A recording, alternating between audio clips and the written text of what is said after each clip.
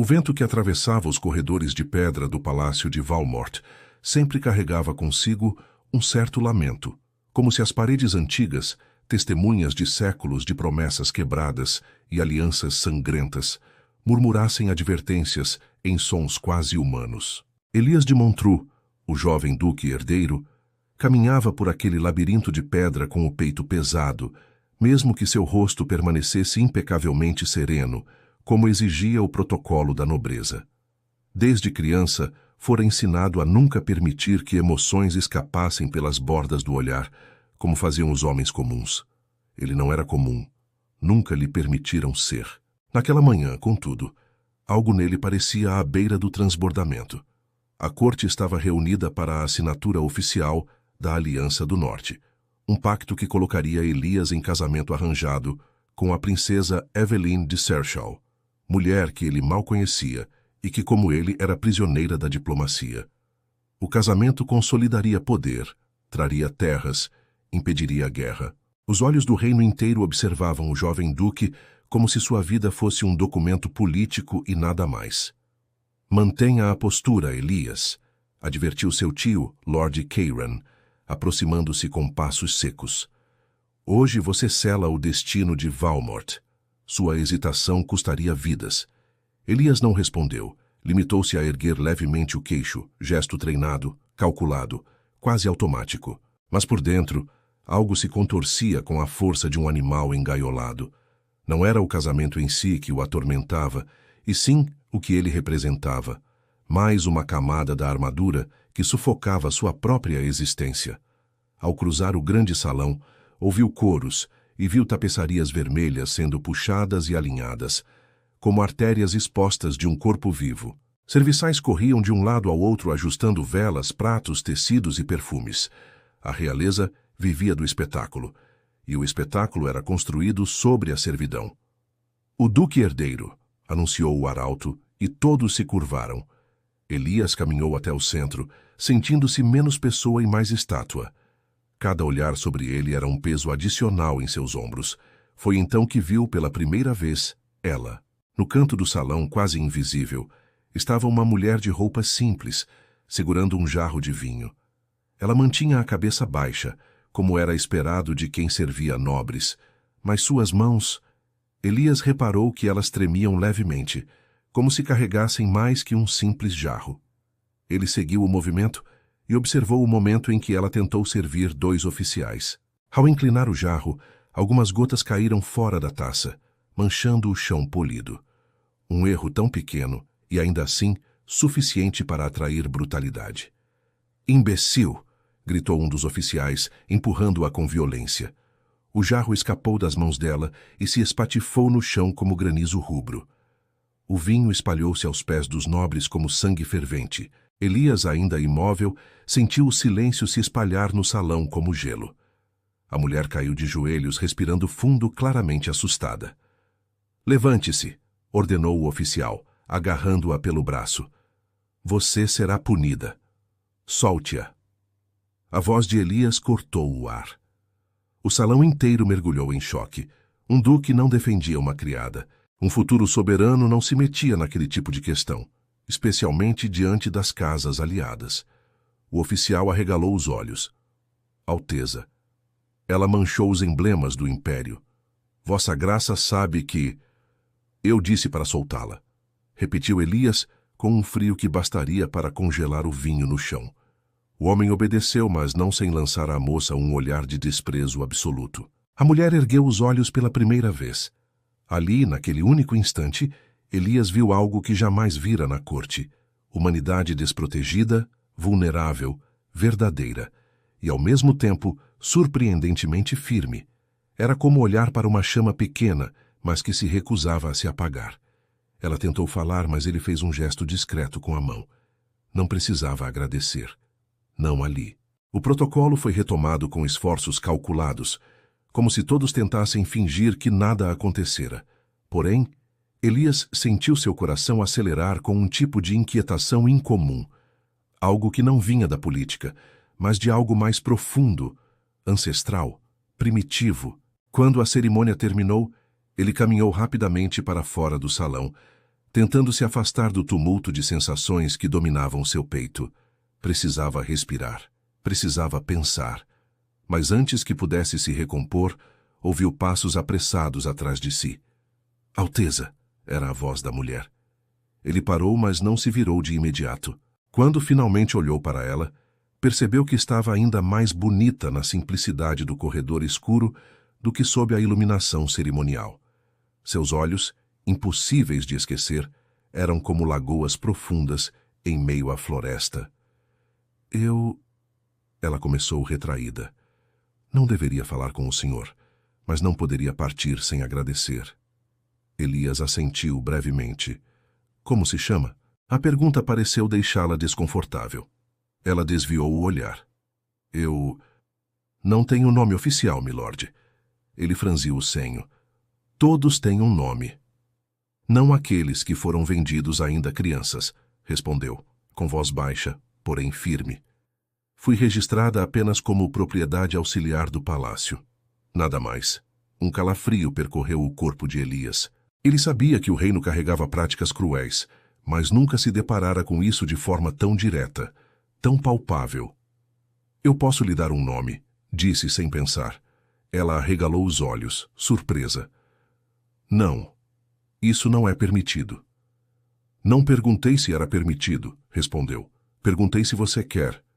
O silêncio que se seguiu não era vazio, era carregado de algo que ele não sabia ainda nomear. Ela aproximou as mãos do peito, respirando fundo. Se eu puder escolher, escolho ser chamada de Lyra. Elias sentiu algo inexplicável se acender dentro dele, como se aquela palavra pequena tivesse encontrado morada em seu coração antes mesmo de ser dita. Lyra, repetiu ele, e o nome soou como música na boca do duque. Naquele instante, uma porta se abriu dentro de Elias, uma porta que, se atravessada, jamais permitiria retorno. O chamado estava feito. A condenação também. Algo nele havia despertado. Algo que desafiava a coroa, a política, o destino.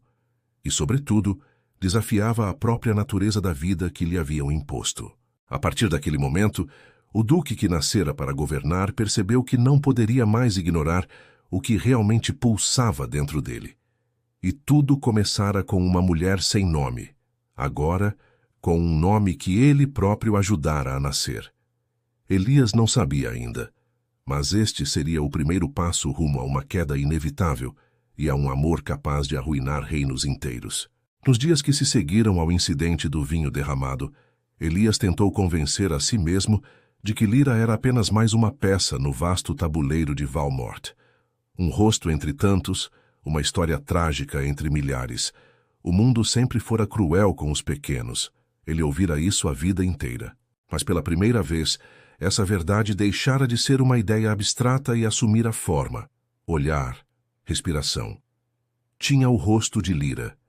Ele passou a notar coisas que antes simplesmente não existiam em seu campo de visão. O cansaço nos olhos dos servos, as costas curvadas, as mãos calejadas. Viu as refeições opulentas da nobreza contrastarem com as tigelas quase vazias da cozinha.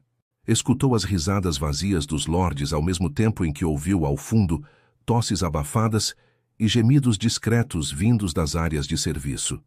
E em meio a isso, um detalhe incômodo. Sempre que Lyra estava por perto, seu coração acelerava. Ela parecia tentar evitá-lo e com razão. Cada aproximação dele poderia ser interpretada como atrevimento dela. Mas o destino, ou algo que se parecia muito com ironia, insistia em cruzar seus caminhos. Certa noite, Elias abandonou cedo o salão de banquetes, entediado com as discussões repetidas sobre impostos, rotas de comércio e as condições do futuro casamento com a princesa Eveline. Em vez de seguir para seus aposentos, foi aos jardins internos, onde as tochas espalhavam pequenas ilhas de luz entre sombras densas. Enquanto caminhava próximo à fonte central, ouviu um leve soluço. Ele parou. Ali, sentada na borda de pedra, com as mãos molhadas e os olhos vermelhos, estava Lyra. Ela tentou se levantar ao notá-lo, mas escorregou um pouco, quase caindo dentro da água. Elias avançou rapidamente, segurando-a pelo pulso. Com cuidado, murmurou. O palácio já cobra demais de você. Não deixe que a fonte faça o mesmo. Ela deu um meio sorriso, trêmulo. Peço desculpas, milord. Eu não sabia que alguém viria até aqui esta hora. Nem eu, respondeu ele, com honestidade que o surpreendeu. Não costumo fugir de banquetes. Ela o estudou com um olhar, como se tentasse decifrar se aquele homem diante dela era realmente o mesmo duque que todos temiam desagradar. Fugiu então, arriscou. Como eu. Foge? Ele franziu o senho. Do quê? Lyra desviou os olhos para a água, onde a lua se fragmentava em reflexos prateados. Molhou os dedos de novo, como se aquilo lhe desse certa coragem. Das vozes, disse. Dos gritos na cozinha, dos ordens, dos insultos. Às vezes venho aqui à noite só para lembrar como é ouvir. Silêncio. Elias sentou-se ao lado dela, mantendo uma distância respeitosa, mas ainda assim próxima demais para o que seria considerado apropriado. Lyra, ele pronunciou o nome com aquele cuidado quase reverente. Há quanto tempo está no palácio? Ela respirou fundo. Desde antes de eu saber contar. Fui trazida com um grupo de crianças. Algumas foram vendidas a outros senhores, outras... Sua voz vacilou. Não sobrevivem ao inverno. Eu tive sorte. Deu de ombros. Pelo menos é isso que dizem. Ele apertou levemente as mãos em punhos apoiados sobre as coxas.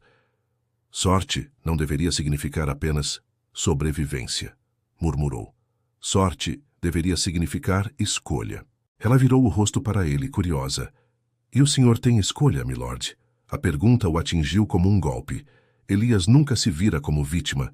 Era privilegiado. Tinha roupas finas, poder de decisão, um futuro trono. Mas, de repente, sentiu o peso de todas as decisões já feitas por ele. Sem que tivesse sido realmente consultado. Seu casamento arranjado, seu treinamento rígido, a postura impecável, a obrigação de ser sempre exemplo. Tudo tão fixo quanto as pedras daquele palácio. Não, respondeu por fim. Não realmente. Lyra o observou por alguns segundos, em silêncio. E ali Elias teve a estranha sensação de estar nu. Não fisicamente, mas em essência. Como se alguém finalmente enxergasse nele não o duque, mas o homem por trás do título. Então estamos presos no mesmo lugar, ela concluiu com uma calma melancólica. Só em lados diferentes da corrente. As palavras ficaram entre eles, suspensas, como um juramento mudo. O vento soprou, levantando alguns fios soltos do cabelo de Lyra. Elias sentiu um impulso quase irresistível de tocar aquelas mechas, de afastá-las de seu rosto. Em vez disso, perguntou. E se... Parou escolhendo as palavras. E se houvesse uma forma de quebrar essa corrente? Ela riu, mas sem alegria. Milord, correntes que alimentam reinos não se quebram. Apenas se reforçam. E se eu dissesse que posso tentar? Insistiu, com um brilho perigoso nos olhos. Que posso ao menos aliviar seu fardo? Lyra cogitou responder de imediato, mas hesitou. Havia algo na voz dele que não parecia promessas vazias da nobreza. Era quase ousadia. Se tentar, estará desafiando muito mais do que regras do palácio, disse, séria. Estará desafiando tudo o que esperam do senhor. Seu casamento, sua posição, sua futura coroa. Elias percebeu então que falavam de algo maior que um gesto de bondade. Falavam de aliança. Não oficial, não escrita, não aceita. Uma aliança nascida da partilha de uma mesma prisão. Ele estendeu a mão devagar, como se aproximasse de um animal selvagem. Então, deixe que eu desafie. Lyra olhou para a mão dele como se ela fosse feita de fogo. Um toque ali mudaria tudo. Ela não era ingênua. Sabia que qualquer laço emocional, qualquer proximidade com um nobre, poderia ser usada contra ela. Contra ele. Contra ambos. Mas também sabia que aquele era o primeiro momento em toda a sua vida em que alguém oferecia não ordens, mas presença. Ainda sem encostar, respondeu. Antes que estenda a mão, Duque. Precisa entender que, se me escolher como aliada, irá contra tudo o que existe neste mundo. Contra seu sangue. Contra seu nome. Os olhos de Elias ganharam uma intensidade que a fez prender a respiração. Talvez eu esteja cansado do meu sangue, disse, e cansado do meu nome. Lyra deixou escapar uma breve risada incrédula e sentiu uma lágrima escapar pela lateral do olho. Não sabia se era de medo, de alívio ou de algo novo, que ainda não tinha palavra. Então, enfim, pousou sua mão sobre a dele. O contato foi curto, quase tímido, mas carregado de algo que nenhum dos dois ousaria admitir em voz alta. Pertencimento. Naquele mesmo instante, o som de passos ecoou ao longo do jardim. Lyra recuou a mão rapidamente, levantando-se de um salto. Elias também se ergueu, o coração disparado. Das sombras surgiu uma figura alta, envolta em mantos escuros. Era Serafine, a conselheira mais antiga do palácio. Muitos a chamavam de bruxa, outros de visionária. Mas todos concordavam em uma coisa: nada escapava aos seus olhos. Duque, saudou ela com uma reverência mínima. Não esperava encontrá-lo neste lado do palácio em plena noite. Elias tentou recompor a expressão. Precisava de ar. O banquete estava sufocante. Os olhos de Serafine, de um cinza quase prateado, deslizaram até Lyra, que mantinha a cabeça baixa. Tá escolheu boa companhia para respirar, ao que parece, murmurou. Lyra engoliu em seco. Minha senhora, eu já estava de saída. Não perguntei nada, garota, cortou Serafine, mas sua voz não era exatamente dura. Era apenas observadora. Você pode voltar à cozinha. Diga a mestre Corvin que tem minha permissão para descansar esta noite. Seus olhos denunciam que trabalhou demais. Lyra demorou um segundo para reagir.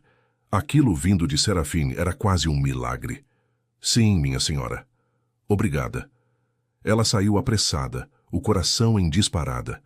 Enquanto corria pelos corredores frios, sentia o calor da mão do duque ainda latejando na sua. No jardim, Serafine esperou até que Lyra sumisse de vista antes de falar novamente. Você está brincando com fogo, Elias de Montreux. Ele a encarou desconfortável. Ela é apenas uma serva. Não minta para mim, interrompeu Serafine com um olhar que atravessava armaduras emocionais. Você pode enganar a corte, os embaixadores, seu próprio tio, mas comigo não. Aproximou-se um passo. Viu o modo como olhou para ela, e viu o modo como ela olhou para você. Isso não é compaixão. Isso é ligação. Elias sentiu o estômago revirar. E se for? Serafine suspirou como quem carrega o peso de muitas histórias semelhantes.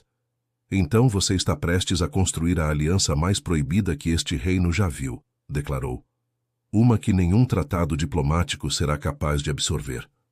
Ela caminhou até a fonte, molhando a ponta dos dedos, os olhos perdidos nos reflexos. A coroa não suporta rivais, Elias, muito menos rivais invisíveis nascidos do coração. O que você sente por ela, se crescer, será visto como ameaça. Ele apertou os punhos. Não posso fingir que não a vi, murmurou. Não posso desver o que vi. Serafine o encarou novamente com uma sombra de tristeza. Então prepare-se, porque a partir de agora, cada passo que der em direção a ela será um passo que o afastará da coroa. Elias sentiu as palavras se gravarem em fogo dentro de si. Porém, longe dali, Lyra encostava as costas em uma parede fria de pedra, tentando recuperar o fôlego. Uma parte dela queria fugir, desaparecer, ser transferida para outro senhor, outro reino, qualquer lugar onde não houvesse um duque que a fizesse sentir viva pela primeira vez. Mas outra parte, aquela teimosa, resistente, que sempre recusara morrer, sussurrava que talvez, apenas talvez, aquele laço pudesse significar algo maior que dor. Uma aliança secreta nascia naquela noite. Não havia anéis, nem assinaturas, nem bênçãos. Havia apenas duas almas marcadas pelo mesmo destino de prisão, ousando acreditar que poderiam desafiar o mundo, juntas. Eles ainda não sabiam, mas aquela escolha silenciosa faria tremer as bases de Valmort e acenderia chamas que não poderiam mais ser apagadas. O inverno caiu sobre Valmort como uma cortina pesada, trazendo consigo noites mais longas e corredores mais frios. As janelas do palácio viviam cobertas de gelo, e as fogueiras eram mantidas acesas dia e noite. Mas, para Elias e Lyra, aquele período marcou algo muito além do clima. Marcou o início de uma frequência clandestina de encontros que, embora silenciosos, tinham força suficiente para reordenar o destino de ambos. Nunca se encontravam no mesmo lugar 2 vezes seguidas. Às vezes, era no celeiro abandonado atrás dos estábulos, onde o cheiro de feno abafava o som de passos. Outras em pequenos corredores desconectados dos salões principais. E, em raras ocasiões, num quarto de armazenamento de velas, onde o calor suave e o cheiro de cera tornavam o ambiente quase acolhedor. Elias, que crescera em meio a protocolos, percebeu que sua habilidade de driblar guardas, criados e olhos atentos estava se aperfeiçoando. Já Lyra, acostumada a se mover como sombra desde a infância, se adaptava com naturalidade. Esses encontros não eram marcados por carícias proibidas ou declarações de amor. Não ainda. Eram marcados por conversas que nunca antes puderam existir em suas vidas. Elias ouvia histórias de dentro da classe servil que jamais imaginara serem reais. Lyra descobria que o duque, ao contrário do que diziam, não era feito de mármore, mas de dúvidas profundas e sonhos interrompidos. Uma noite, porém, tudo mudou. Elias aguardava Lyra numa pequena sacristia desativada que ficava próxima à ala leste. O local era raramente visitado. Um cômodo de teto baixo, iluminado apenas pela lua que atravessava um vitral azul desbotado. Ele caminhava de um lado para outro, inquieto.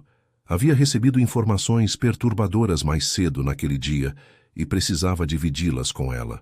Quando a porta se abriu devagar, Lyra entrou envolta no mesmo manto simples de sempre. Mas seus olhos denunciaram que também carregava algo urgente.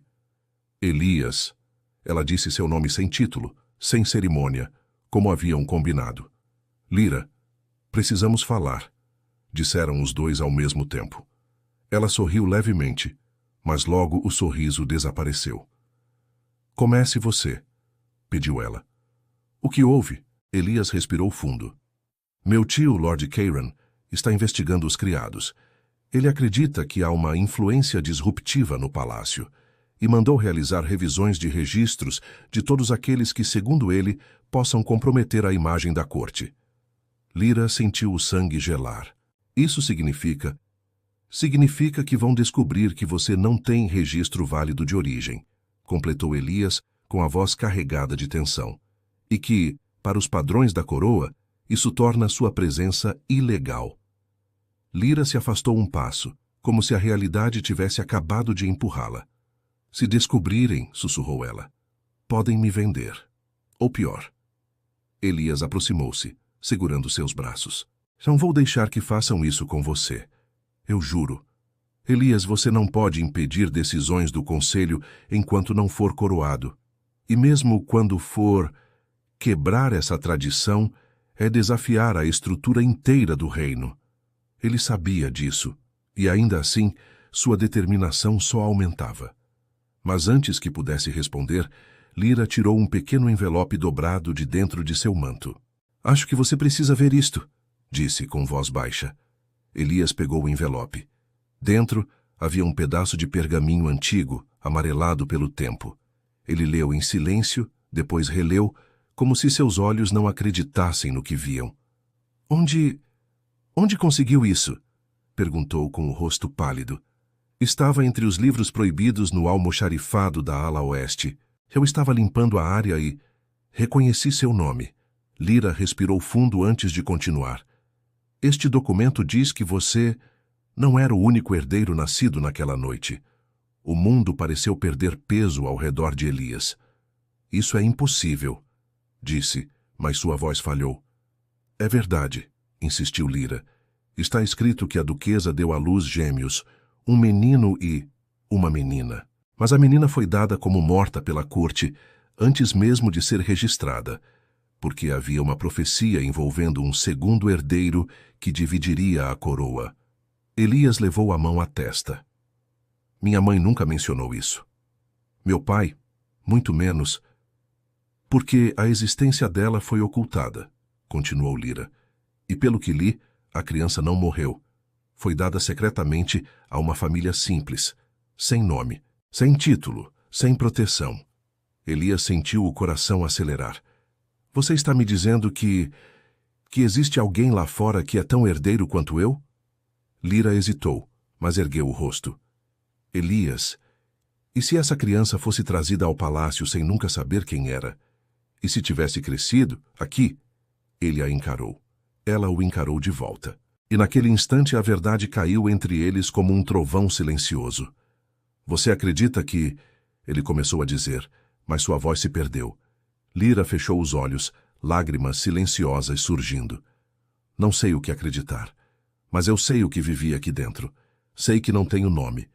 Sei que fui trazida pequena demais para me lembrar de qualquer coisa. Sei que nunca houve registro que explicasse a minha origem. E... Sua voz se quebrou. Sei que se isso for verdade, toda a minha vida foi construída sobre uma mentira.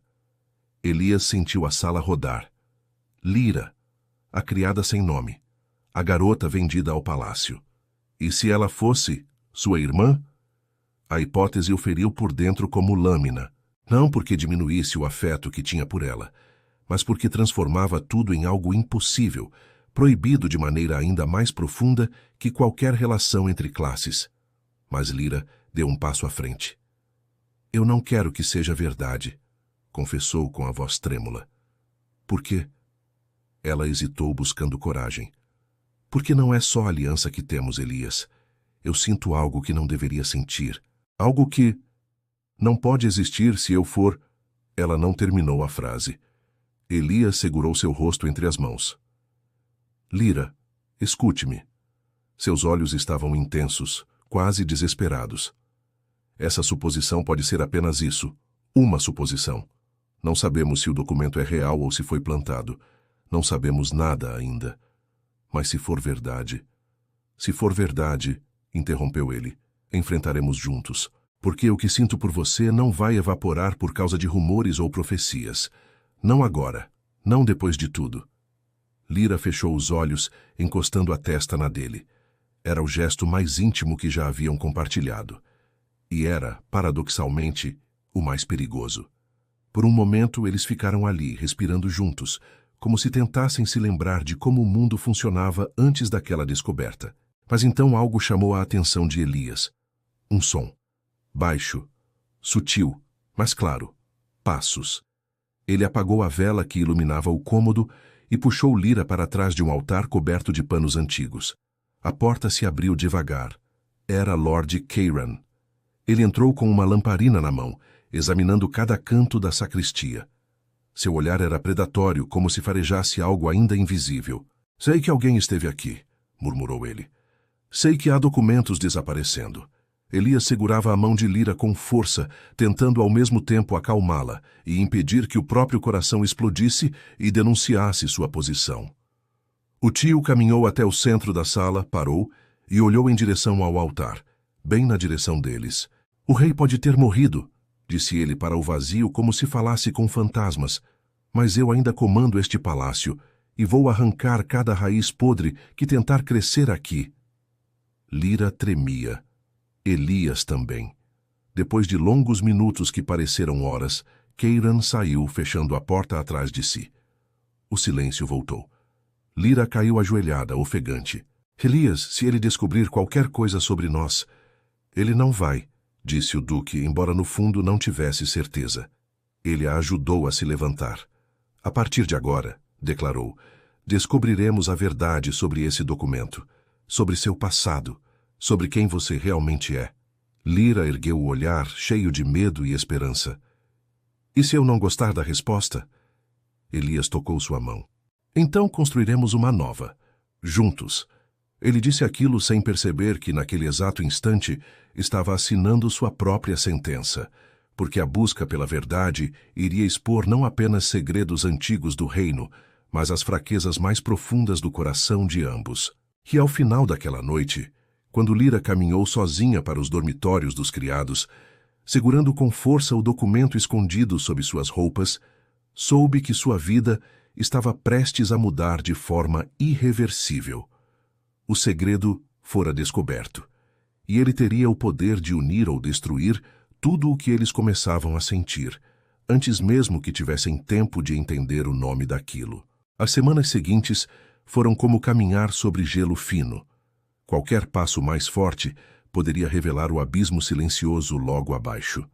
Elias e Lira, antes cautelosos, tornaram-se quase paranoicos.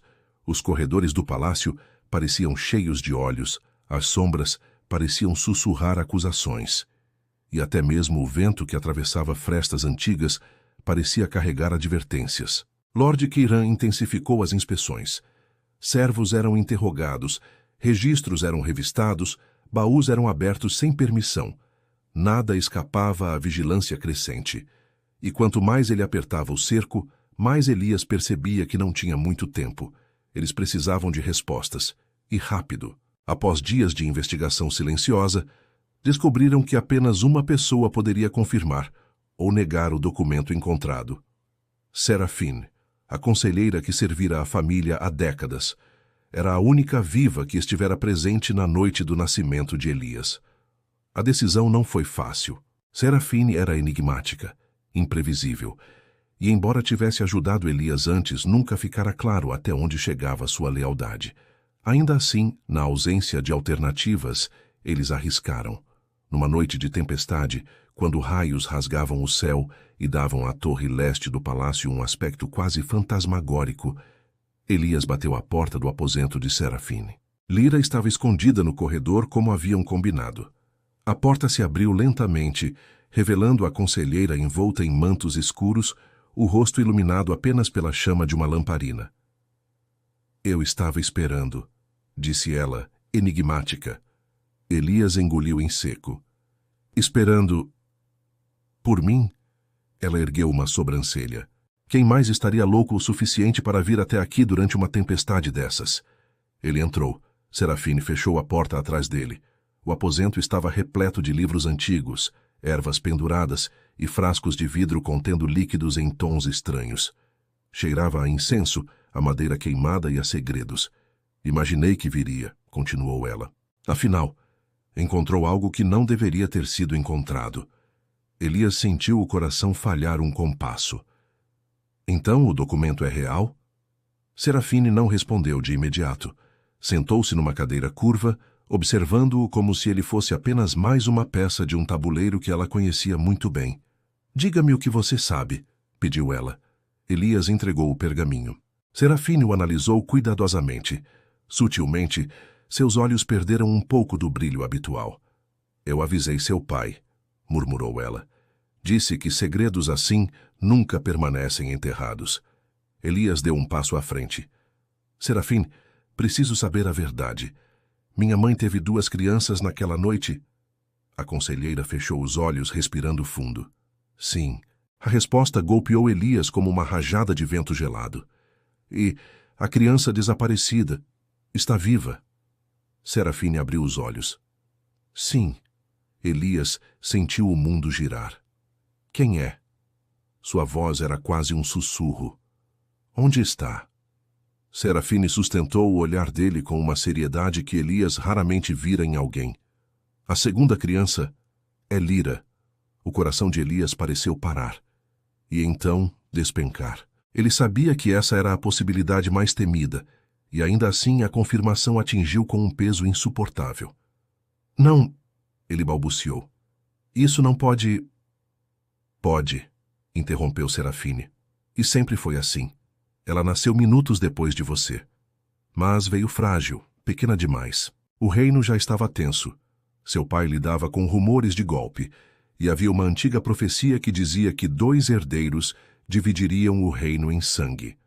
Por isso, a corte tomou a decisão. Elias passou a mão pelos cabelos, desesperado. Como puderam tomar uma decisão dessas? Como puderam descartar uma criança? Serafine levantou-se lentamente.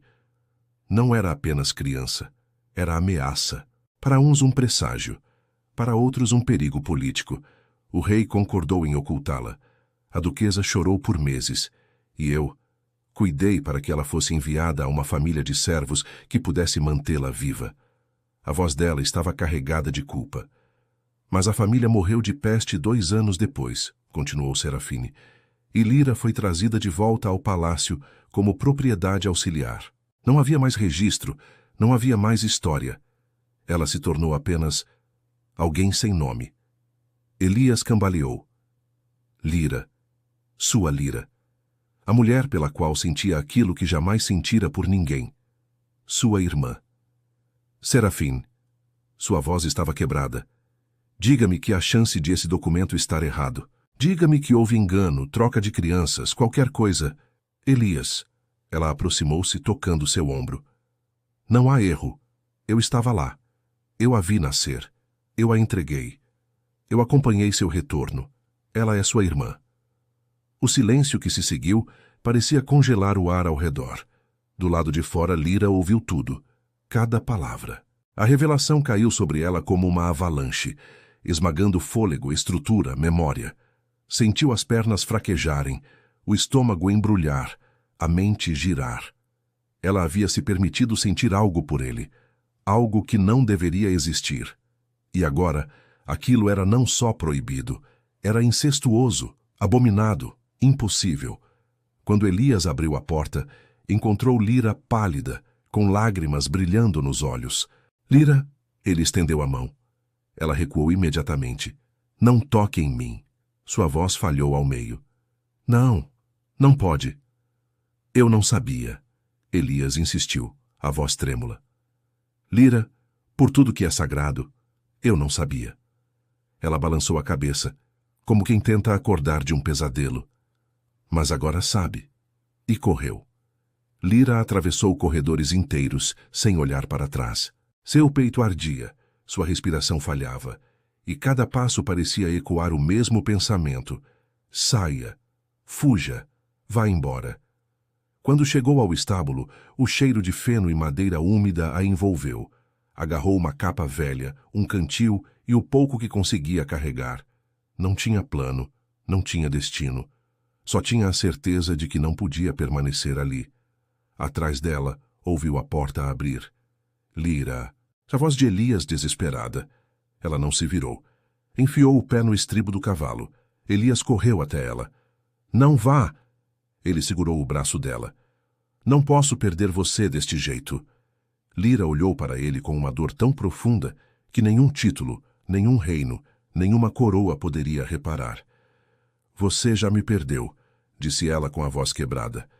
O que sentimos nunca deveria ter existido. Mas existiu, Elias gritou, incapaz de conter a dor. E foi real, você sabe que foi. Ela fechou os olhos e lágrimas escorreram. Real não significa permitido. E puxou o braço com força, montando o cavalo num movimento rápido, quase selvagem. Lyra! Elias gritou, correndo ao lado do animal. Se você fugir agora, estarão caçando você antes do amanhecer. Meu tio vai... Oh, melhor ser caçada do que permanecer aqui sabendo o que sei, cortou ela, e puxou as rédeas. O cavalo disparou pela noite chuvosa, desaparecendo nos campos escuros além dos muros do palácio. Elias caiu de joelhos na lama, completamente encharcado, observando a sombra dela desaparecer ao longe. Seu coração se partiu ali, em silêncio, sem testemunhas, sem glória, sem redenção. O reino despertou na manhã seguinte sob rumores sombrios. Uma criada havia fugido. O duque estava transtornado e Lord Keiran ordenara buscas cerradas pelos arredores, alegando que a moça roubara documentos confidenciais. Elias permaneceu horas trancado em seus aposentos, rejeitando todas as tentativas de comunicação. Não tinha forças para enfrentar a corte, e menos ainda para encarar seu tio. Somente ao anoitecer, Serafine visitou-o em silêncio. Ela está viva, disse antes mesmo de Elias perguntar. Consegui sentir seu rastro, mas está longe, e partida. Elias encarou o horizonte pela janela. Eu destruí tudo, murmurou. Serafine respirou fundo. Não. Quem destruiu isso foi o segredo. Não você. Não ela. Mas nada aliviava a dor crescente. Porque o duque que um dia ousou desafiar a coroa por uma mulher sem nome, agora a perdera não apenas por causa do reino, mas por causa do sangue que jamais soubera carregar. O desaparecimento de Lyra marcou o início de uma instabilidade crescente no reino. À primeira vista, era apenas a fuga de uma criada, mas nos bastidores a verdade pulsava com força perigosa. Serafine sabia, Elias sabia. E Lord Kieran, embora não tivesse provas, sentia o cheiro da desordem como um lobo sentindo sangue na neve. O inverno intensificou-se. As estradas congelaram, os campos tornaram-se brancos e silenciosos. Caçadas foram organizadas, mas nenhuma encontrou rastros significativos. Era como se Lyra tivesse desaparecido no ar. O povo começou a murmurar. Há um mau presságio no castelo. O duque está diferente. Servos estão sendo punidos. A conselheira anda inquieta. Elias, consumido por culpa e desespero, abandonou boa parte das cerimônias, delegando responsabilidades a lordes e oficiais.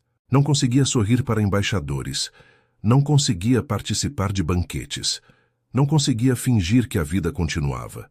Porque, para ele, não continuava. Algo nele havia morrido no instante em que viu Lyra desaparecer na chuva. Enquanto isso, distante dali, Lyra lutava para sobreviver. A tempestade da noite da fuga a levou para a floresta de Verne, lugar conhecido por criar ecos estranhos e esconder viajantes desavisados. Sem preparo, sem destino, sem identidade, e agora sem sequer um nome que sentia que podia reivindicar, Lyra vagou entre árvores escuras, guiada apenas pelo instinto. Os primeiros dias foram de puro sofrimento. A fome corroía seu estômago, o frio queimava seus dedos e a culpa pesava sobre cada respiração. Ela tentou convencer-se de que tinha feito a escolha certa, que partir era a única resposta possível à revelação. Mas o vazio que sentia no peito era quase físico. E por vezes ela se perguntava se aquilo era luto ou saudade. No quarto dia, quase desmaiada, encontrou uma pequena aldeia camponesa cercada por campos de cevada seca. Os moradores a encararam com cautela, mas a acolheram, primeiro por misericórdia, depois por necessidade. Lyra era habilidosa, rápida, silenciosa, e logo passou a ajudar nas tarefas de cuidado, plantio e costura. Eles não perguntavam muito sobre o passado dela, e ela, por sua vez, não perguntava sobre os boatos que ouviu murmurar como problemas em Valmort, o duque enlouqueceu, a conselheira invocou presságios. Mas era mentira dizer que não pensava nele. Pensava todas as noites. No palácio, os rumores pareciam contagiar a corte como febre. Alguns lordes acusavam Elias de negligência. Outros suspeitavam de romance proibido com uma serva. Outros, ainda mais ousados, sugeriam que o duque estivesse escondendo algo grave, algo que poderia tornar sua sucessão perigosa. Foi então que o conselho convocou Elias para uma reunião. A sala era circular, com cadeiras altas e janelas que deixavam entrar uma luz azulada e fria. Lord Kieran presidia a mesa, com expressão grave. Elias de Montreux, começou ele sem formalidades. O reino precisa de você, precisa da sua presença, da sua força. Mas o que você tem oferecido?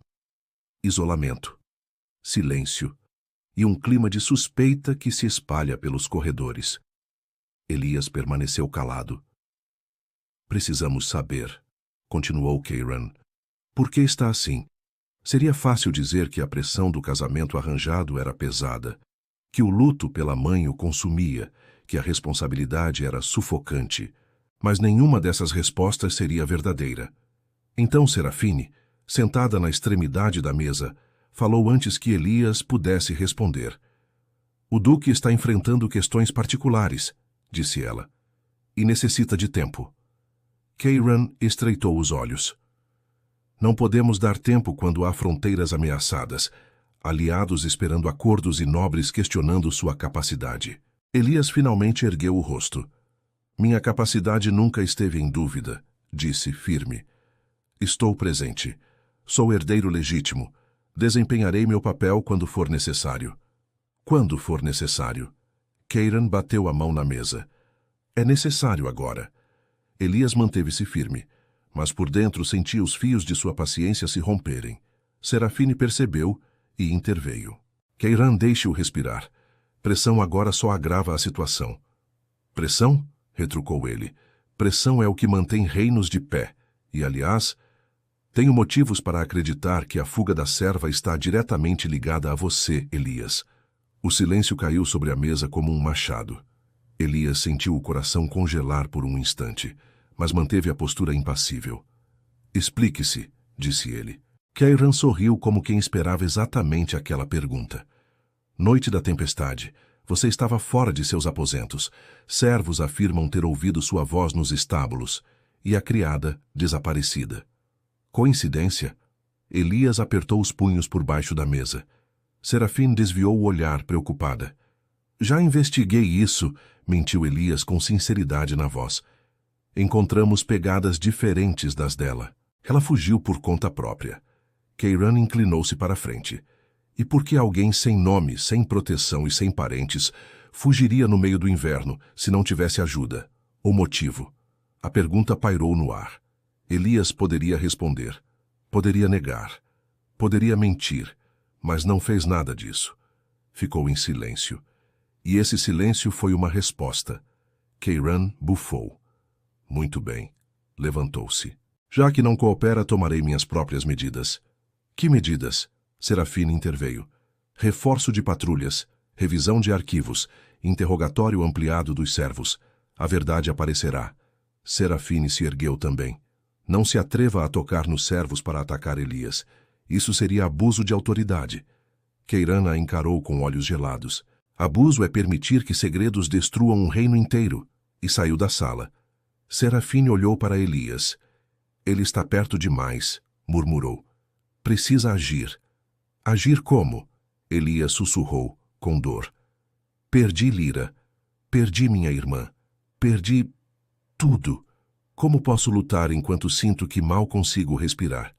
Serafine colocou uma mão firme em seu ombro. Porque agora a luta não é só sua. É de todos que sofrerão se a verdade for revelada da pior forma.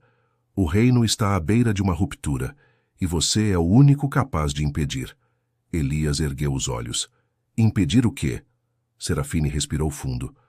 Uma guerra civil. A profecia antiga que seu pai temia está reemergindo. Rumores dizem que uma herdeira perdida pode reivindicar metade do trono. Há nobres que acreditam nisso e já estão se organizando. E se Keiran descobrir que essa herdeira existe e que você sabia, ele usará isso contra você. Elias sentiu o peso do destino cair sobre seus ombros, esmagador. Eu preciso encontrar Lyra, disse, com a voz quebrada, mas firme. Sim, concordou Serafine. Mas não sozinho. Elias reuniu um pequeno grupo de guardas leais, homens que haviam servido seu pai e que confiavam mais nele do que nos rumores. Partiram sob o pretexto de inspecionar as fronteiras, mas a verdade era outra. Buscavam Lyra. Durante dias, cavalgaram por estradas cobertas de neve, atravessaram pontes congeladas, entraram em vilarejos e perguntaram por uma jovem sem nome. No quinto dia, encontraram um vestígio. Um manto simples, seco, pendurado para venda numa feira camponesa. Era o manto que Lyra havia levado na fuga. A vendedora disse que uma jovem exausta havia trocado o item por pão e água. Elias sentiu o coração bater mais forte. Ela estava viva. Estivera ali, mas estava cada vez mais longe. Enquanto isso, na aldeia, Lyra também começava a ouvir rumores. O duque está procurando algo, disse uma camponesa enquanto lavava a panela. Ou alguém. Dizem que uma herdeira perdida existe, comentou o outro, e que o reino pode ruir por causa dela. Lyra abaixou a cabeça. Seu peito ardia. Eu sou a herdeira. Eu sou o perigo. Eu sou a ruptura. E então, algo ainda mais perturbador chegou aos seus ouvidos. Que Lord Keiran estava prendendo e interrogando os servos, acreditando que eles escondiam informações sobre ela. Lyra sentiu o estômago revirar. Eles estavam sofrendo. Por causa dela. E pela primeira vez em sua vida, ela entendeu o peso da coroa, mesmo sem nunca tê-la visto de perto. Não era brilho, não era ouro. Era sangue. No palácio, o caos começava a tomar forma. Os servos trabalhavam em silêncio absoluto. Os guardas estavam tensos. Os nobres desconfiados. E Keiran, agora mais obcecado do que nunca, planejava revelar publicamente que o reino ocultava um herdeiro ilegítimo, mesmo sem saber quem era. Serafine percebeu o risco e tomou uma decisão extrema. Ela procurou Elias durante a madrugada. Está chegando a hora, disse. A hora em que você precisará escolher se quer ser filho da coroa ou filho do coração. Elias a encarou. O que isso significa? Significa, respondeu ela, que para salvar Lira, você talvez precise sacrificar seu direito ao trono. O mundo pareceu ficar mudo. Era isso. O preço, a prova coletiva, o teste imposto pelo destino. Elias sentiu tanto medo quanto determinação. Se eu tiver que escolher, disse lentamente, eu escolho proteger Lira. Serafine assentiu. Então prepare-se, porque escolhas assim nunca vêm sem consequências. E assim, enquanto o reino caminhava para um colapso iminente, o duque, a herdeira perdida e a conselheira teciam sem perceber o início de uma revolução que mudaria Valmort para sempre. O amanhecer que marcaria o destino de Valmort chegou silencioso, coberto por uma névoa tão espessa que engolia torres, caminhos e esperanças. No coração da névoa, Elias cavalgava ao lado de Serafine e de um pequeno grupo de guardas fiéis, seguindo a trilha que finalmente os levaria à aldeia onde Lira se refugiara. Ele não dormira, ele não comera, mas seu olhar tinha a firmeza de alguém que pela primeira vez sabia exatamente o que precisava fazer, mesmo que isso significasse morrer ou perder tudo. No centro da aldeia, camponeses se reuniam em torno de Lira. Eles a protegiam, formando um círculo humano. Ela não pedira por isso, mas desde que chegara, ajudara crianças, cuidara de feridos, plantara colheitas. Era sem perceber o tipo de liderança que nasce do coração e não do sangue. Quando Elias desceu do cavalo, a multidão ficou silenciosa. Lira deu um passo à frente. Seus olhos estavam marcados por noites de choro e dias de trabalho, mas havia ali também uma força nova. Não a força da fuga, mas a força da aceitação. Não devia ter vindo, disse ela firme, embora sua voz tremesse levemente. Não podia ficar, respondeu Elias. Serafine aproximou-se, olhos atentos ao horizonte. Não temos tempo. Keiran está vindo. Com soldados, com decretos, com a intenção de expor segredos que podem quebrar o reino no meio. Lira fechou os olhos.